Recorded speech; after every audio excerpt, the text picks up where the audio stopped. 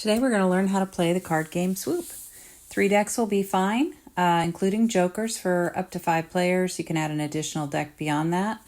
And then draw 19 cards per player. You want to make sure you're not looking at those cards just yet. And you're going to put 4 cards face down. And then you're going to put 4 cards on top of those that are face up. The ones at the bottom are always going to stay blind. You can't reveal those cards without playing them in the center. So then you're going to take your remaining 11 cards, organize them from ace all the way up to your jokers or tens. And then each player is going to draw a card to see who goes first. Highest card goes first. So in this case, player 1 drew the queen, they get to start. So you're going to look at the cards you have, and you want to find up to 4 cards in your pile or in your deck that match, and start with that. Usually higher numbers are better to start with.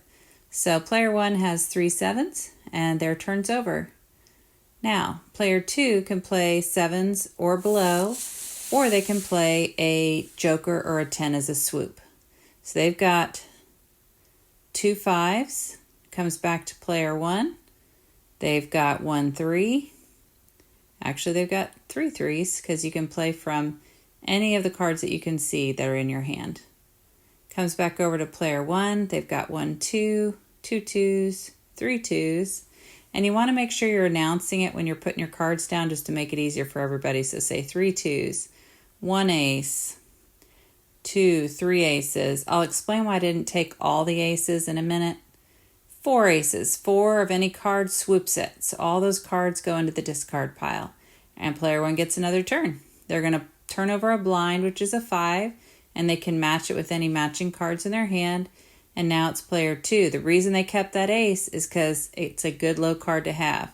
That 10 swooped it, playing a blind, get a 4, turns over, player 2. What are they going to do? They've got a joker, so they're going to swoop it. You don't really want to leave those unturned because you could end up with a whole lot of points at the end of the game. So 7, 6, they have a 6. Player 1 is going to swoop it, and they get another turn, and they got a 2. Player 2 is going to see what they've got. They happen to get a swoop card, so they got lucky. And there's a king, a 9, and it's just going to go back and forth with a card that matches or is below. And if you don't have it or you want to play a swoop, you can, because 50 points is what you'll get for each swoop card at the end, so you don't want to be stuck with those. Player 1 just won. Player 2 had 2 swoop cards. So I'm sorry, 2 swoop cards. So they kind of got stuck. So in this example, this just shows how to have additional turns. So that person played a king, and when you flip over a card, you can play the one under it, and if you feel risky, you can keep going. So in this case, they're like, yep, I'm going to just try it because it's a jack. I hope I'm under it. That would have worked out great. But if they had chosen the card next to it, it was a king. That was higher. So then you have to take the whole stack.